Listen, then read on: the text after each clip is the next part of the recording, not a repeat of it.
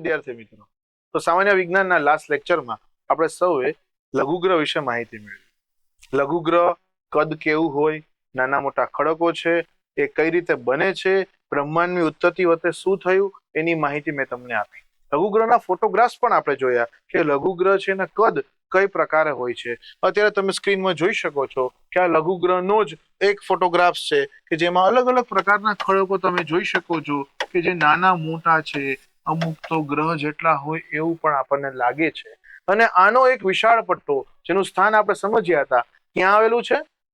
Yes, મંગળ અને ગુરુ ગ્રહની વચ્ચે એક પટ્ટા સ્વરૂપે આ ઘણા બધા લઘુગ્રહ આવેલા છે અને ઘણી જગ્યાએ એવું લખ્યું છે કે એની સંખ્યા આશરે 1 લાખ જેટલી છે. પરંતુ આ સંખ્યામાં ઘટાડો થઈ શકે છે કારણ કે આપણે સમજ્યા ગુરુ અને શનિ ગ્રહના ઉપગ્રહનું બનવું. તો આ એક અલગ વાત છે જે મેં તમને સમજાવી હતી, પરંતુ હજી એક હું તમને એનિમેશન વિડીયો દ્વારા એ સમજાવવા માંગુ છું કે લઘુગ્રહ કઈ રીતે પરિક્રમણ કરતા હશે.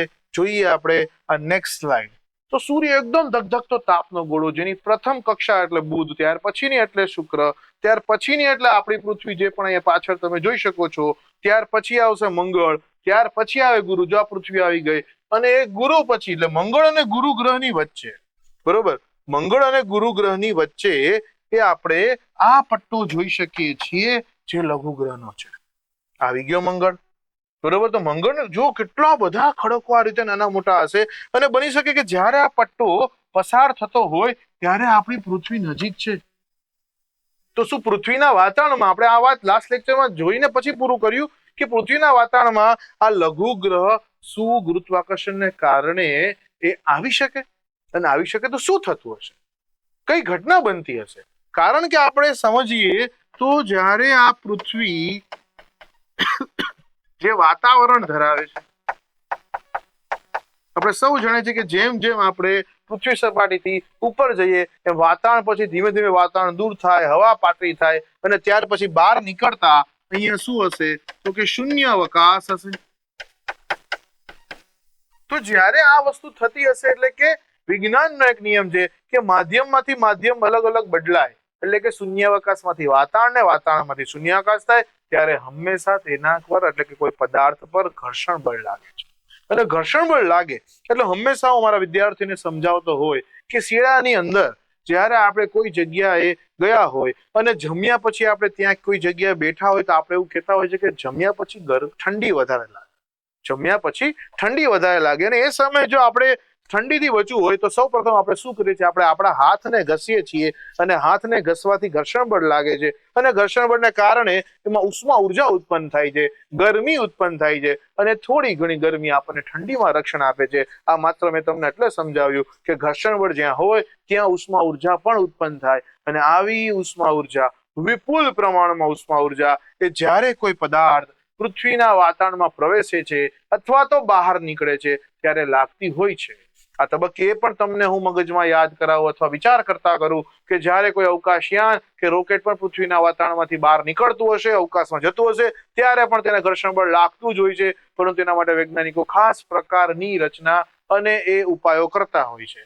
તો અહીંયા આપણે વાત સમજતા હતા કે લઘુગ્રહમાંથી અથવા કોઈ આવો ખડક એ ગુરુત્વાકર્ષણને કારણે, પૃથ્વીના ગુરુત્વાકર્ષણને કારણે પૃથ્વીની સપાટી પર આવવા માટે, વાતાવરણમાં આવવા માટે જો નજીક આવે તો ત્યાં ઘર્ષણ બળ લાગે અને ઘર્ષણ બળને કારણે ત્યાં ઉષ્મા ઉર્જા લાગે અને ઉષ્મા ઉર્જાને કારણે એ પદાર્થ ત્યાં સળગી જાય છે. સળગતા સળગતા એ પૃથ્વીના વાતાવરણમાં ધીમે ધીમે પ્રવેશે છે અને જે મને ને તમને પ્રકાશિત લીસોટા સ્વરૂપે દેખાય છે. જ્યારે રાતે આ થાય ત્યારે દેખાય, દિવસે તો જોઈ જ શકાતું નથી. અને આ રાત્રે દેખાતો લીસોટો જેને હું અને તમે કહીએ છીએ ઉલ્કા. હું તમને ઉલ્કાની માહિતી આપી રહ્યો હતો કે ઉલ્કા એટલે પ્રકાશિત લીસોટો અને ઘણા લોકો તો આને ખરતો તારો કહે છે. ખરતો તારો એટલે તારાનો કદ તો કેટલું વિશાળ હોય, તારા ક્યારેય ખરતા નથી. સૂર્યનો વ્યાસ આપણે જોયો, સૂર્ય બ્રહ્માંડના તારાઓમાંનો સૌથી નાના તારામાં ગણવામાં આવે છે. બીજા તારા તો આનાથી વિશાળ છે, તારા ખરતા નથી. જે આપણે જોઈએ છીએ શું છે એ માત્ર ઉલ્કા છે અને ઉલ્કાના નિશ્ચિત સમયે એ વરસાદ પણ જોઈ શકાય છે.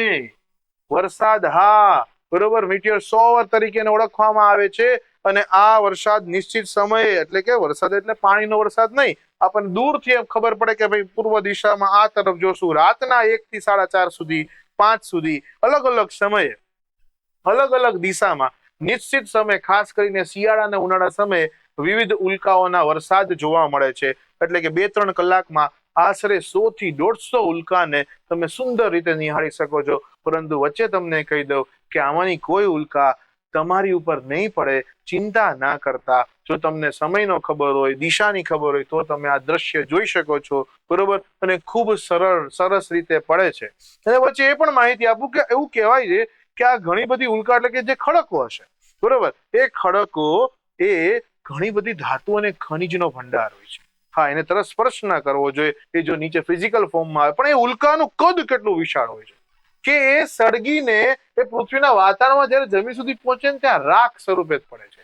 અને આથી જ આપણે પૃથ્વીની જમીન ઉપર ઘણી બધી કિંમતી ધાતુ અને ખનિજને મેળવી શકીએ છીએ. તમે જાણ્યું હશે કે જયારે નાનપણમાં તમે તમારા ચુંબકને જો રેતીમાં ઘસો તો રેતીના ઘણા બધા કણો છે ચુંબકમાં ચોંટી જાય છે, આકર્ષણ પામે છે, કારણ કે એમાં કદાચ નિકલ, કોબાલ્ટ કે લોખંડ એટલે આયન હશે, તો જ આવું થાય. એનો મતલબ કે આવતું ક્યાંથી હશે? આવા ઘણા બધા ઉલ્કા વરસાદ થતા હોય છે, ઉલ્કાઓ રાખ સ્વરૂપે પડતી હોય છે, આથી આપણને ધાતુ ખનિજો પ્રાપ્ત થાય છે. પરંતુ ઘણી જગ્યાએ વર્ષો પહેલા એવું જાણવા મળ્યું છે કે વિશાળ કદની કોઈ ઉલ્કા પૃથ્વીના વાતાવરણમાં આવે અને સળગતા સળગતા ફિઝિકલ ફોર્મમાં, ભૌતિક અવસ્થામાં એ પૃથ્વી પર જોરથી પડે છે અને ત્યાં વિશાળ ખાડો થઈ જાય છે. સમય જતા, ત્યારે તો આવા સોશિયલ મીડિયા કે ન્યૂઝ ચેનલ નહોતી, તો વર્ષો પહેલા તો શું થાય, પછી કોઈને કારણે પૃથ્વીમાં સમાઈ જાય છે, ગરમીને કારણે કે કોઈ રીતે, અને પછી જયારે વરસાદ આવે છે ત્યારે વિશાળ જગ્યા પર, ખાડા પર પાણી ભરાય છે અને જેને સરોવર તરીકે ઓળખવામાં આવે છે. આપણે આની માહિતી લેવા જઈ રહ્યા છે અને આ પ્રકારે ઉલ્કા પડવાથી જો કોઈ સરોવર બને તો એને ઉલ્કા સરોવર તરીકે ઓળખવામાં આવે છે, બરોબર. તો આપણે ફરીથી આ વ્યાખ્યા સમજીને પછી ઉલ્કા સરોવર તરફ જઈએ કે પૃથ્વીના ગુરુત્વાકર્ષણ બળની અસર હેઠળ આકર્ષણ પામતા નાના મોટા ખડકો કે જે પૃથ્વીના વાતાવરણમાં ઘર્ષણ બળથી સળગી જાય, પ્રકાશિત લીસોટો દેખાય, તો એને શું કહે છે? ઉલ્કા કહે છે. અને આવી એક વિશાળ ઉલ્કા વર્ષો પહેલા ભારતના મહારાષ્ટ્ર રાજ્યમાં પડી અને એ પ્રદેશ અત્યારે બહુ જ જાણીતો છે, સમગ્ર વિશ્વમાં જાણીતો છે. અને ત્યાર પછી આટલી વિશાળ ઉલ્કા કોઈ જગ્યાએ પડી હોય તેની માહિતી નથી. અને આ જે સરોવર છે એનું નામ છે લોનાર સરોવર. ભારતમાં આવેલું સરોવર જેનું નામ છે લોનાર સરોવર. ભારતમાં આવેલું સરોવર જેનું નામ છે લોનાર સરોવર.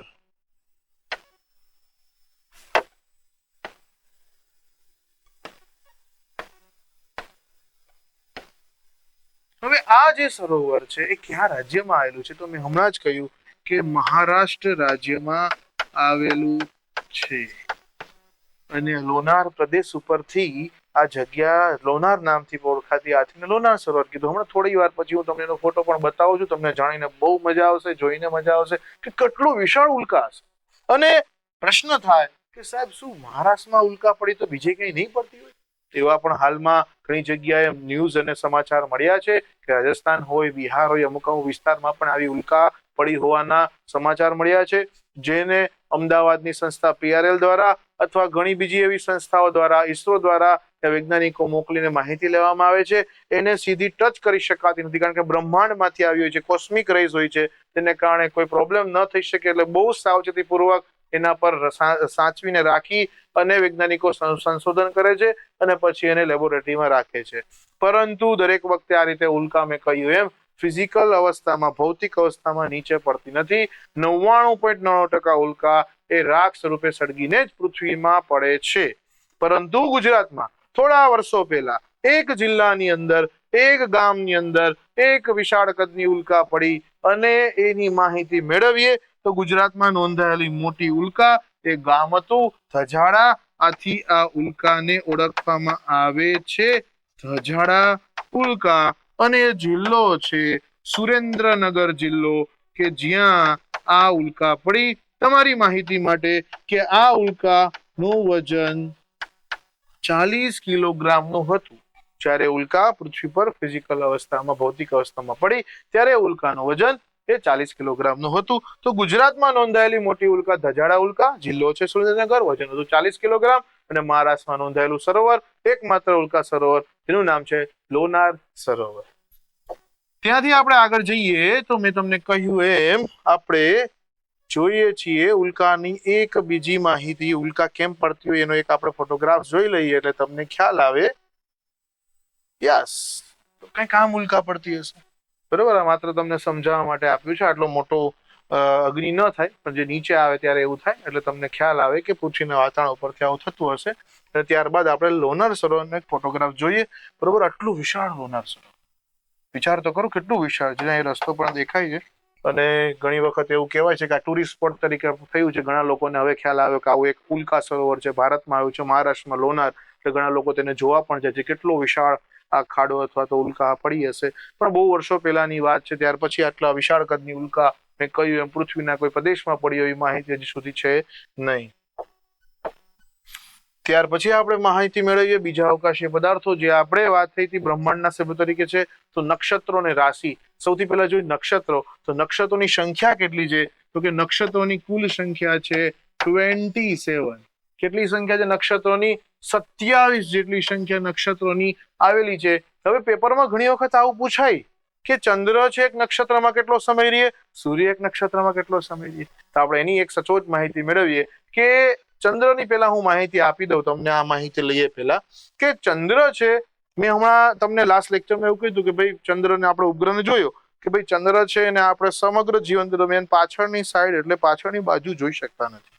તો તમને પ્રશ્ન થયો હશે કે સાચે આવું હશે?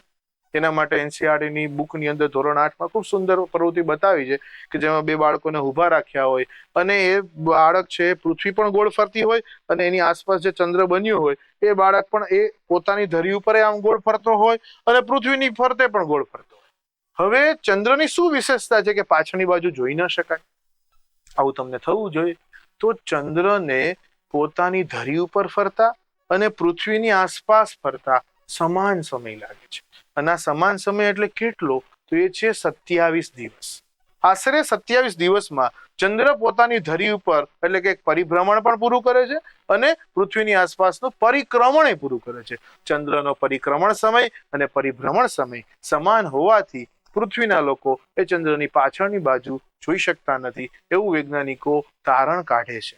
અને આ વાત પણ ત્યાં લખેલી છે એટલે મેં તમને માહિતી સચોટ રીતે એક ઉદાહરણ સાથે આપી અને વાત સમજીએ. તો ચંદ્ર એક નક્ષત્રમાં એક દિવસ રહે છે. આથી 27 નક્ષત્રમાં 27 દિવસ રહે. એ જેવા 27 દિવસ પૂરા થાય એ સાથે ચંદ્ર પેલા નક્ષત્રમાં આવે અને એને પૃથ્વીની ફરતેનું એક ચક્ર પૂરું કર્યું એટલે એક પરિક્રમણ પૂરું થાય. આ બંને વસ્તુ ત્યાં જોડાયેલી છે. સૂર્યની વાત કરીએ. સૂર્ય એક નક્ષત્રમાં 13.5 દિવસ સુધી રહે છે.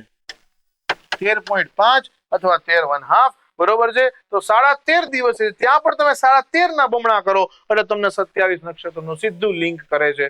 તો પૃથ્વીની મહત્વની સાથે વાત સાથે પરિક્રમણ અને ચંદ્રની આસપાસ શું કામ થાય છે એની વાત સાથે આપણે આ સમજ્યા કે ચંદ્ર એક નક્ષત્રમાં એક દિવસ રહે અને સૂર્ય એક નક્ષત્રમાં 13.5 દિવસ સુધી રહે છે.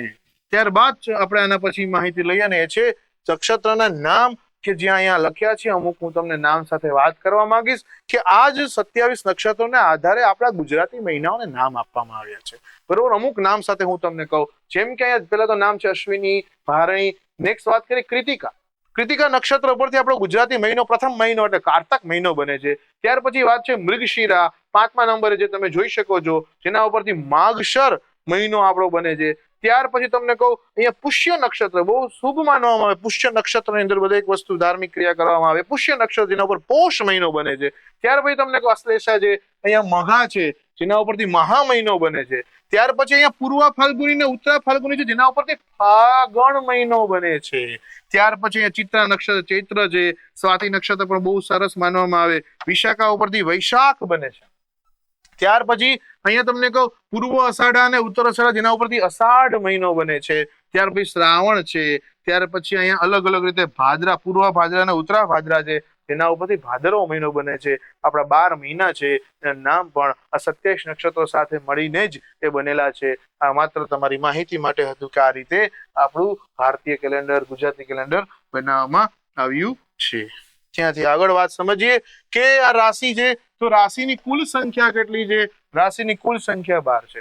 રાશિની જે તારાઓ સાથેની ગોઠવણી છે કે જે આપણે જોઈએ, જેમ કે મેષ, વૃષભ, ત્યાર પછી તો કે આગળ જઈએ તો તુલા આવે, કન્યા આવે, વૃશ્ચિક આવે. તો વૃશ્ચિક એટલે આપણે સમજીએ વીછી હોય, તુલા તો કે 2 તુલા ત્રાજવા હોય, બરોબર છે, કન્યામાં કન્યા હોય. આ બધા આકારો તારાની ગોઠવણી સાથે કરવામાં આવેલા છે. એના ઉપરથી રાશિને ઓળખીએ છીએ. સેમે સિંહ તો સિંહ બેઠેલો એવી આકૃતિ તારાથી બને.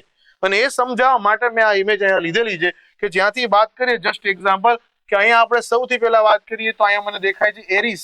એરીસ એટલે જેને ગુજરાતીમાં મેષ રાશિ કહેવામાં આવે. ફરીથી જોઈ શકો છો કે અહીંયા સૂર્ય, આ પૃથ્વી છે અને ફરે છે ને અહીંયા જે આપણને કક્ષા દેખાડી છે કે ચંદ્ર બધામાંથી પસાર થાય છે, બરોબર. ત્યાર પછી ટોરસ એટલે આ વૃષભ રાશિ છે, બરોબર છે. આ જેમિની એટલે મિથુન રાશિ છે. અહીંયા જોઈ શકાય છે કેન્સર, બરોબર છે. કેન્સર એટલે રોગ નથી, કેન્સર એટલે કર્ક રાશિ છે. આ લિયો, જો તમે જોશો તો તમને ખ્યાલ આવશે કે સિંહ આ રીતે આમ બેઠું હોય ને અહીંથી ફોટો પાડે ને કેવો દેખાય, એવું અહીંયા સિંહની તારાથી બનેલી આકૃતિ બને. લિયો એટલે સિંહ રાશિ છે. ત્યાર પછી વિર્ગો એટલે કન્યા રાશિ છે.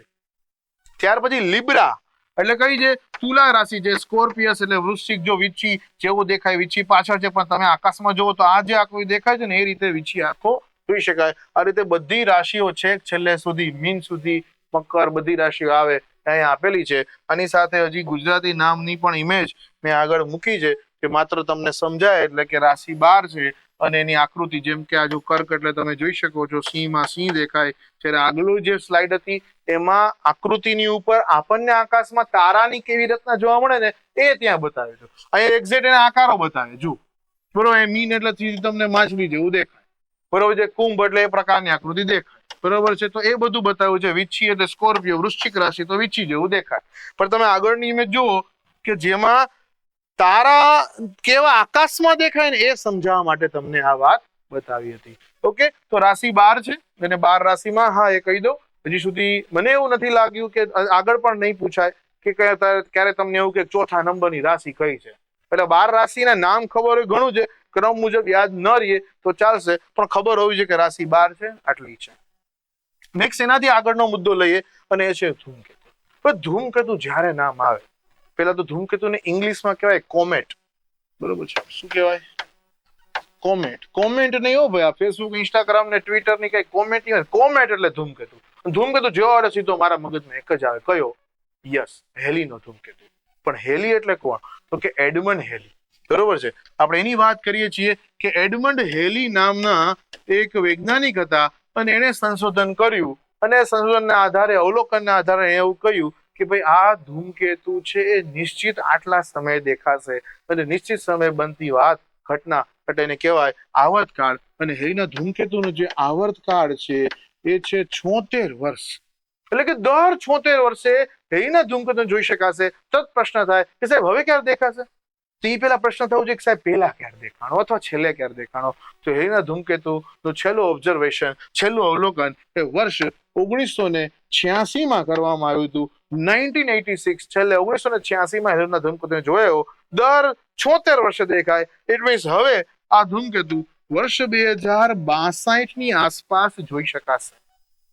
વર્ષ 2062 બરોબર ની આસપાસ એના ધૂમકેતુને જોઈ શકાશે અને દર 76 વર્ષે આ ધૂમકેતુ જોઈ શકાય, બરોબર છે. આ ધૂમકેતુ જોવો એક લાવો છે. અહીંયા હું તમને માત્ર એક ફોટા દ્વારા સમજાવી શકું છું કે ધૂમકેતુ કેવો જોઈ શકાય. તો ધૂમકેતુ એટલે કોમેટને એવું કહેવામાં આવે છે કે પ્લુટોને પેલે પાર એક જગ્યા આવેલી છે જેને કહેવાય ઊર્ટ ક્લાઉડ. ઊર્ટ ક્લાઉડ, બરોબર છે. ઊર્ટ ક્લાઉડ આવેલું છે અને આ ઊર્ટ ક્લાઉડ કે જેમાં ઘણા બધા પદાર્થો એવા છે કે જે પણ સૂર્યની આસપાસ નિશ્ચિત કક્ષામાં ગતિ કરે છે, પરંતુ આ ગતિને ઓળખી શકાતી નથી. જસ્ટ હું તમને આકૃતિ દોરીને સમજાવવા માંગુ છું કે ધારો કે આ સૂર્ય છે અને અહીંયા સમજી લો કે આ પ્લુટો છે અને પ્લુટો પછી કોઈ એવા પદાર્થો છે કે જે સૂર્યની આસપાસ નિશ્ચિત કક્ષામાં ગતિ કરે છે, પરંતુ આ ગતિ કેવી હશે નહીં સમજી શકાય. જસ્ટ એક્ઝામ્પલ હું એક દોરવા પ્રયત્ન કરું કે આ ગતિ કદાચ આવી હોય, આ ગતિ કદાચ આવી પણ હોય, આને વૈજ્ઞાનિકો હજી સમજી શક્યા નથી. પણ એકમાત્ર હેલી એવો છે ને હેલીનો ધૂમકેતુ કે જેમાં એવું કહી શકાય છે કે 76 વર્ષે દેખાશે. અને બીજી વાત કે હજી આવનારા સમયમાં એટલે કે છેલ્લા અમુક સમયમાં પણ અમુક એવા ધૂમકેતુ દેખાય. નિયોનીસ નામનો એક ધૂમકેતુ જે દેખાયો, બરોબર છે. C2023 નામનો એક ધૂમકેતુ હમણાં દેખાયો. તો વૈજ્ઞાનિકોને, અવકાશ રસિકોએ હવે ઘણા બધા વિદ્યાર્થીઓને પણ સમજૂતી આપીને બતાવ્યો. અને આ ધૂમકેતુ માત્ર એવો ન હોય. ઉલ્કાની આપણે વાત સમજીએ કે ઉલ્કા હું મારા બાજુવાળાને કહું કે જો તો ત્યાં તો એ બુઝાઈ ગયો, અને ઉલ્કાને કઈ ટેલિસ્કોપ કે બાયનોક્યુલરમાં ન જોઈ શકે, નરી આંખે દેખાય. અને હું બીજાને કહું ત્યાં તો એ ઓજાઈ ગયું, પૂરું થઈ ગયું, રાખ થઈ ગયું.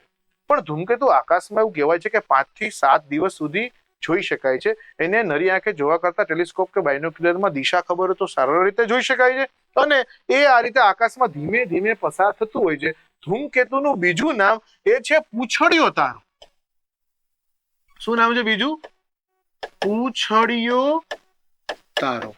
હવે તારાને ન હોય માથું કે ન હોય પૂંછડી, પરંતુ એ જ્યારે આ રીતે આકાશમાંથી પસાર થાય ત્યારે આગળથી એ જ્યારે જ્યોત સાથે પ્રકાશ થાય તો આગળ આપણને હેડ જેવું દેખાય. ધીમે ધીમે પાછળની બાજુ ભૂસાતી જાય, એ વિખાતી જાય અને ઓઝાતી જાય એટલે આપણને પૂંછડી જેવી રચના થાય. ફરીથી આગળથી સળગે એટલે આપણને આગળથી માથું ને પાછળથી પૂંછડી જેવી રચના દેખાય. આથી એને વૈજ્ઞાનિકો પૂંછડીયો તારો કે હકીકતમાં ધૂમકેતુ કહી શકાય. અને એમાં એકમાત્ર ફેમસ થયેલો ધૂમકેતુ એટલે છે હેલીનો ધૂમકેતુ, જે 76 વર્ષનો આયુષ્કાળ ધરાવે છે.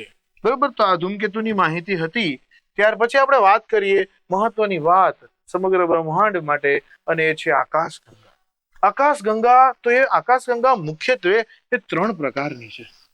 અને 3 પ્રકાર એટલે કયા કયા? આપણી આકાશગંગા કયા પ્રકારની છે? આવો પ્રશ્ન પણ પેપરમાં પૂછાયો છે. તો આપણે સમજીએ કે મુખ્ય 3 આકાશગંગા, જેમાં સૌથી પહેલી આકાશગંગા છે એ છે સર્પિલ આકારની આકાશગંગા. અને આપણી આકાશગંગાનો આકાર એ સર્પિલ આકાર છે. હું તમને હમણાં જ એની આકૃતિ પણ બતાવીશ એટલે તમે સમજી શકો કે ત્રણેયના આકાર કેવા હશે. તો સર્પિલ આકારની આકાશગંગા, પછી તો કે ઉપવલય આકારની આકાશગંગા, અને ત્રીજો પ્રકાર છે અનિયમિત આકારની આકાશગંગા. એવું કહેવાય છે કે બ્રહ્માંડમાં અત્યારે સૌથી વધારે અનિયમિત આકારની આકાશગંગા આવેલી છે. આપણી આકાશગંગાનો આકાર કેવો છે? સર્પિલ આકાર છે.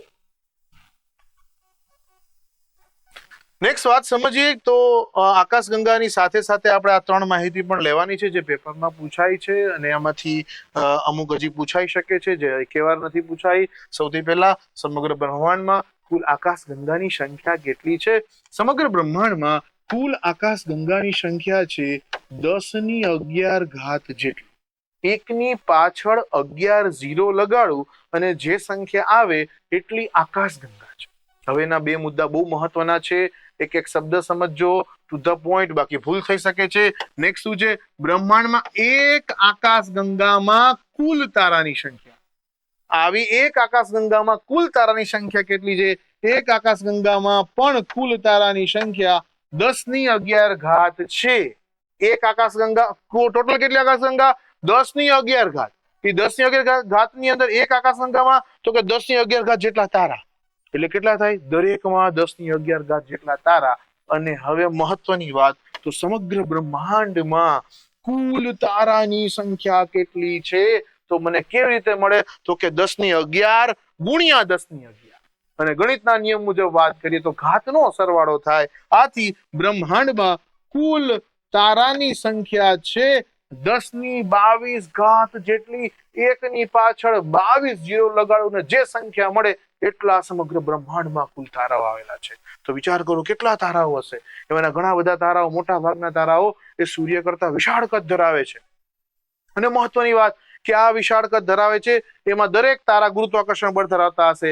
બની શકે દરેક તારાની આસપાસ પૃથ્વી જેવા અથવા તો સૂર્યમંડળ જેવા ઘણા બધા ગ્રહો એ પરિક્રમણ કરતા હશે.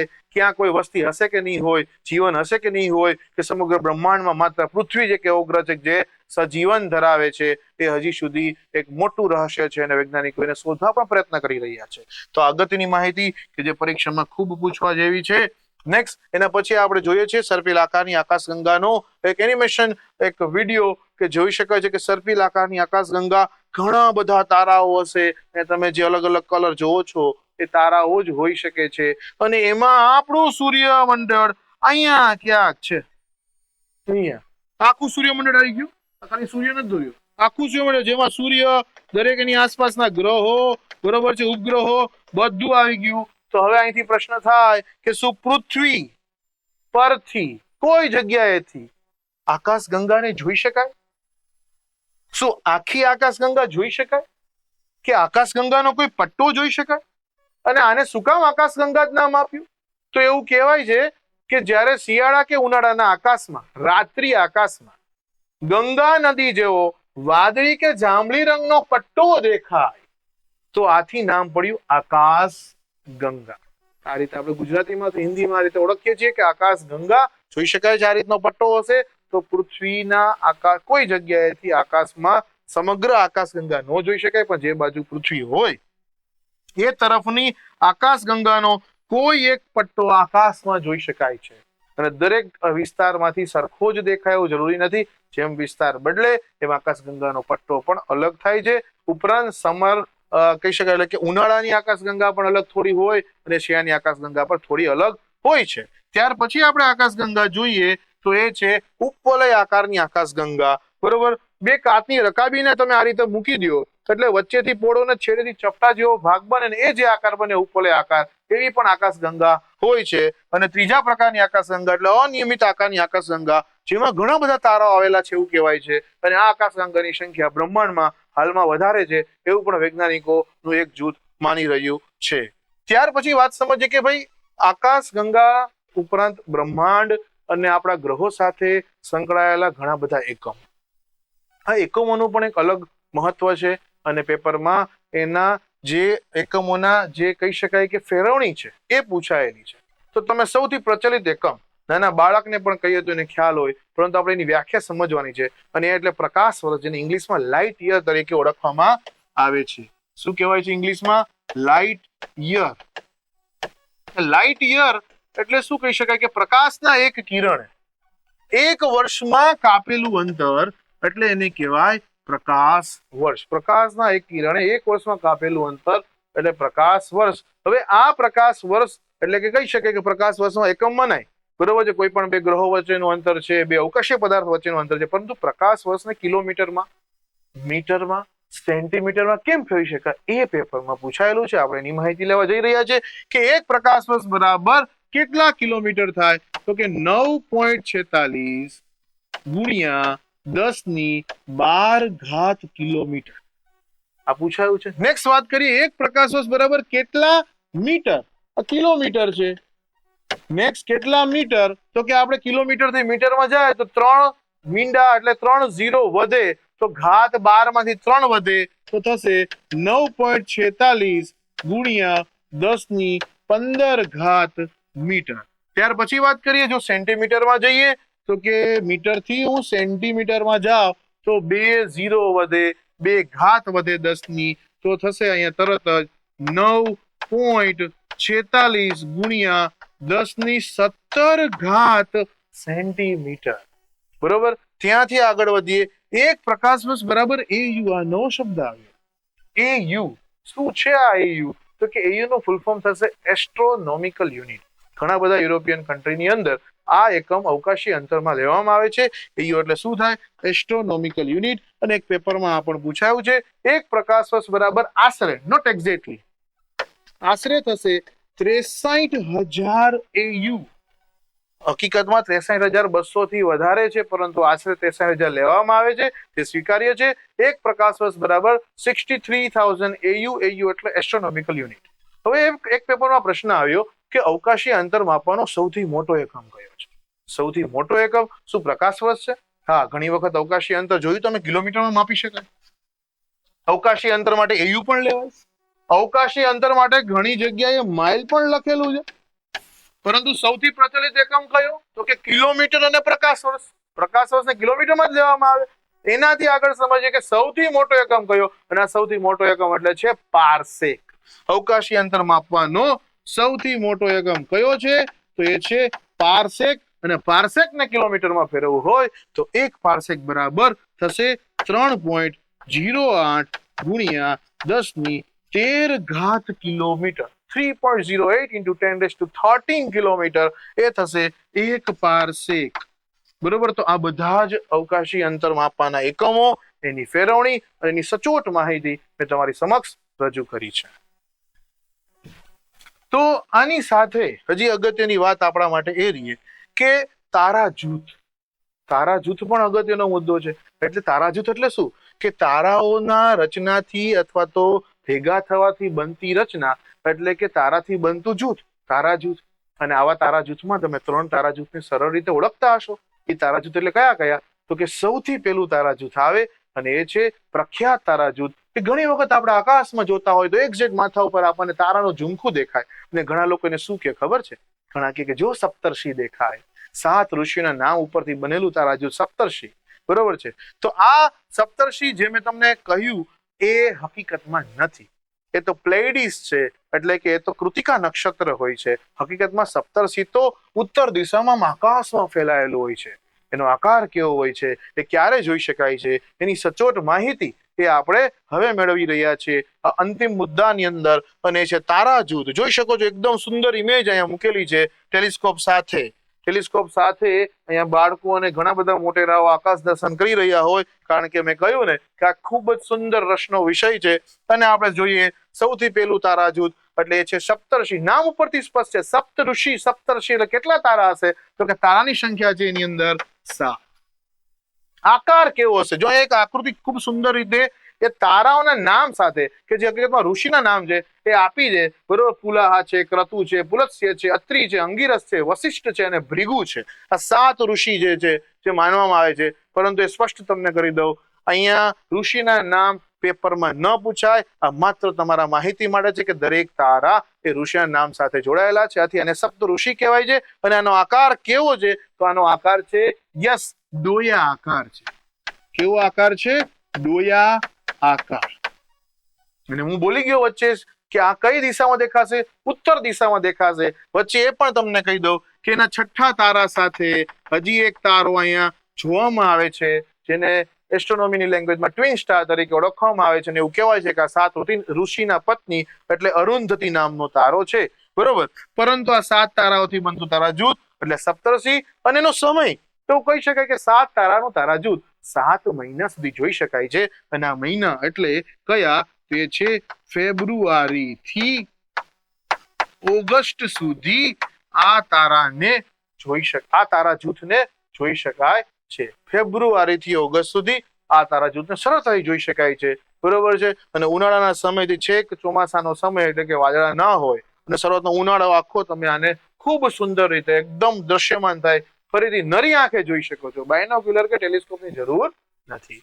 ત્યાર પછીનો આપણે તારા જૂથ સમજીએ. બીજા નંબરનું તારા જૂથ અને છે શર્મિષ્ઠા તારા જૂથ. શર્મિષ્ઠા તારા જૂથનો આકાર જોઈ શકો છો કેવો છે. ફરીથી ત્યાં પણ તારા આપ્યા છે. આ તારા જૂથને ઇંગ્લિશમાં કેશિયોપિયા તરીકે ઓળખવામાં આવે છે. તારાના નામ ક્યાંય યાદ રાખવાની જરૂર નથી. પરીક્ષામાં ન પૂછાઈ શકે. આપણને પાયાની માહિતી પૂછાય તો એનો આકાર કેવો દેખાય છે? તો કે ડબલ્યુ દેખાય છે. પણ કોઈ જગ્યાએથી થોડું પૃથ્વીનું પરિભ્રમણ થતું હોય તો ક્યાંક એમ આકારે દેખાય. બરોબર. તારાની સંખ્યા કેટલી દેખાય છે? તો કે 1 2 3 4 અને 5. અહીંયા તારાની સંખ્યા કેટલી છે? તો કે 5 છે. આકાર કેવો છે? તો કે આકાર છે ડબલ્યુ અથવા એમ આકાર.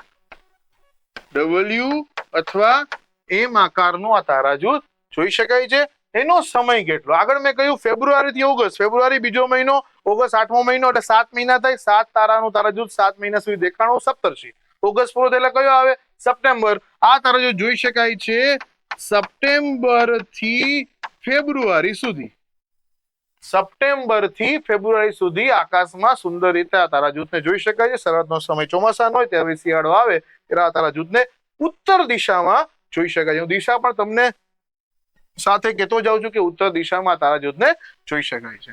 નેક્સ્ટ એના પછીનું ત્રીજું અને અંતિમ તારા જૂથ એટલે સુંદર તારા જૂથ. મારું ફેવરિટ તારા જૂથ ને છે મૃગ તારા જૂથ, જે મૃગશીર્ષ નક્ષત્રનો એક ભાગ કહી શકાય. મૃગ એ સંસ્કૃત શબ્દ જેનો અર્થ થાય હરણ જેવી રચના, પરંતુ જોઈ શકાય છે કે હરણ જેવું કઈ બનતું નથી. એના જેવી રચના આખા નક્ષત્રમાં બને એટલે મૃગશીર્ષ ઉપરથી મૃગ લીધું છે. અહીંયા હું તમને સમજાવું કે તારા જૂથ છે, હું તમને જે રાઉન્ડ કરું એ તારા જૂથ નો આકાર છે. બાકીનું જે છે ઓરાઇન શિલ્ડ ઉપર તમને દેખાય છે એ બધું અલગ છે. આટલું તારા જૂથ છે. નાનો આકાર આપણે સમજીએ પેલા તારાની સંખ્યા ગણીએ, કારણ કે સૌથી વધારે તારા ધરાવતું તારા જૂથ એટલે આ તારા જૂથ છે. તો 1 2 3 4 5 6 7 અને 8 તારા ધરાવતું તારા જૂથ એટલે એ છે મૃગ તારા જૂથ. સુંદર તારાજૂથ એટલે કયું? તમે જો તો ઉપર 3 તારા, વચ્ચે 2 તારા, નીચે 2 તારા. તો આ રચના કેવી બને છે? તો આ રચના મને લાગે છે એ ડમરા જેવી રચના, જે ડમરું હોય એવી રચના દેખાય છે. અને એટલે આનો જે આકાર છે કેવો થશે? તો કે ડમરા જેવો આકાર. કેવો આકાર થાય છે? ડમરા જેવો આકાર બને છે. અને મહત્વની વાત કે એનો સમય કયો હોય છે? આ તારા જૂથને ડિસેમ્બર થી ફેબ્રુઆરી સુધી સરળતાથી આકાશમાં જોઈ શકાય છે. અને પૂર્વથી પશ્ચિમ દિશા તરફ એ તારા જૂથ આગળ વધતું હોય છે. પૂર્વથી પશ્ચિમ આ તારા જૂથને સુંદર રીતે જોઈ શકાય છે. આ ફેબ્રુઆરી લખ્યું છે, પણ ઘણી વખત આ તારા જૂથને એપ્રિલ મહિના સુધી પણ સુંદર રીતે આકાશમાં જોઈ શકાય છે. એપ્રિલ મહિના સુધી, બરોબર. પરંતુ આ સમય અલગ અલગ રીતે ફરતો રહેતો હોય છે. પણ મેં તમને કહી શકાય આઈડિયલ એક આદર્શ પરિસ્થિતિ મુજબ સમય તમને બતાવ્યો છે. તો આ તારા જૂથ જે પણ અગત્યના છે, અહીંયા હું તમને કહી દઉં કે અહીંયા 2 તારા મને ખૂબ નજીક દેખાતા હોય, હકીકતમાં એની વચ્ચે ઘણા બધા લાખો કિલોમીટરનું અથવા પ્રકાશ વર્ષનું અંતર હોય છે, જે દૂર જતા મને તમને એમ થાય કે ખૂબ નજીક છે. એટલે આ પણ અવકાશ વિજ્ઞાનનો એક ખૂબ જ રસપ્રદ એક વાત કહી શકાય કે જે નજીક છે. હકીકતમાં બની શકે લાખો કિલોમીટર દૂર હોય, પણ દૂરથી પૃથ્વી પરથી મને એમ થાય કે નજીક છે, બરોબર છે. આ તારા જૂથમાં એકદમ પ્રકાશિત ને અલગ રંગના દેખાતા તારા, એટલે અહીંયા એક છે રિગેલ અને અહીંયા એક છે બીટલગીઝ, કે જે બંને તારા એક એમાં તમને રેડિશ જેવો દેખાતો હશે અને એક તમને બ્લુઇશ જેવો દેખાતો હશે. આ પણ જોવો એક લાવો છે. તો તારા જૂથની માહિતી આપણે લીધી અને આ બધા બ્રહ્માંડના સભ્યોમાંના હતા. હવે અંતિમ તબક્કામાં હું તમને આકાશ દર્શન અને આ પ્રકારની માહિતીના મેં લીધેલા અમુક ફોટોગ્રાફ્સ બતાવું છું. 3 થી 4 ફોટોગ્રાફ્સ દ્વારા જોઈએ, બરોબર છે, કે જે ઘણા બધા ફોટોગ્રાફ્સ જોવા જેવા છે. તેમાં સૌથી પહેલા તમે એક ફોટો જોઈ શકો છો, બરોબર છે. આ એક ટેરેસ છે જેના ઉપરથી આકાશગંગાનું નિરીક્ષણ કરવામાં આવે છે. આ સમગ્ર આકાશગંગા જોઈ શકાય છે. જસ્સી આ સમગ્ર આકાશગંગા કે જેમાંથી એનો એક પટ્ટો જે પૃથ્વી ઉપરની આ જગ્યાએ દેખાતો હશે. ગ્રીન લેઝર લાઇટ છે, એસ્ટ્રોનોમી લેઝર લાઇટ તરીકે ઓળખવામાં આવે. નેક્સ્ટ આ એક મંદિર છે, બરોબર છે, પ્રગટેશ્વર મહાદેવનું મંદિર છે. ત્યાંથી પણ આકાશગંગા જો પેલો પટ્ટો આગળ આ રીતે વધે છે, આ જોઈ શકાય છે આકાશગંગા. ત્યાર પછી આ ચંદ્રનો ફોટોગ્રાફ છે. ચંદ્રના ક્રેટર્સ ખાડા જો હોય તો ચંદ્ર થોડો અડધો હોય ત્યારે જોઈ શકાય. પૂનમના દિવસે ચંદ્રના ખાડા સરળતાથી ન જોઈ શકાય, બરોબર છે. એ ઉપર તમને થોડા ઘણા દેખાતા હશે. જોઈ શકાય કે આ ચંદ્ર જો આ રીતે અડધો છે તો ત્યાં ચંદ્રના ખાડા આ રીતે જો કેટલા વિશાળ જબરદસ્ત ખાડાઓ તમે જોઈ શકો છો. આ ચંદ્રના બધા ક્રેટર છે. જો પૂનમનો આખો ચંદ્ર હોય તો આ ખાડા ન જોઈ શકાય. ત્યાર પછી હું તમને એક ફોટોગ્રાફ બતાવીશ, બરોબર છે, કે જ્યાં આ 2 મૂર્તિઓની સાથે શિવજી અને ગણેશજીની મૂર્તિની સાથે સાનિધ્યમાં તમે ફરીથી એક આકાશગંગાનું દ્રશ્ય જોઈ શકો છો. પેલા ફોટોગ્રાફમાં જે અગાસી હતી, અગાસી આ છે અને એના સાનિધ્યમાં પણ આકાશગંગાનો ફોટોગ્રાફ લીધેલા છે. આ રાતના 3:30-4 વાગ્યાના ફોટોગ્રાફ છે કે જ્યાં આકાશગંગા એકદમ કહી શકાય જ્યાં લાઇટ પોલ્યુશન નહોતું, બરોબર, પ્રકાશ પ્રદૂષણ નહોતું, ત્યાં અંધારાની જગ્યા પર સરળતાથી આકાશગંગા જોઈ શકાય. અને આ નેક્સ્ટ ફોટોગ્રાફ છે કે આકાશગંગાના સાથે અમારું એક આખું ગ્રુપ ઊભું છે. ઘણા બધા અમારા અવકાશ રસિકો છે, જેમાં એરો કરું છું કે હું પોતે છું કે જે આકાશગંગા સાથે ફોટો પડાવ્યો છે. તો ખાસ આ મેં તમને અત્યારે બતાવ્યું કે જેથી તમને ખ્યાલ આવે કે આ બધું એક રસપૂર્વક ભણશું તો સામાન્ય વિજ્ઞાનનો આ મુદ્દો સરળતાથી લાંબો સમય આપણને યાદ રહેશે. પરીક્ષામાં આમાં આપણે સારું પ્રદર્શન કરી શકતું. મને વિશ્વાસ છે તમને આમાં ખૂબ મજા આવી હશે. આગળ સામાન્ય વિજ્ઞાનના બીજા મુદ્દાને આપણે નેક્સ્ટ લેક્ચરમાં જોવાના છીએ. આપ સૌનો ખૂબ ખૂબ આભાર.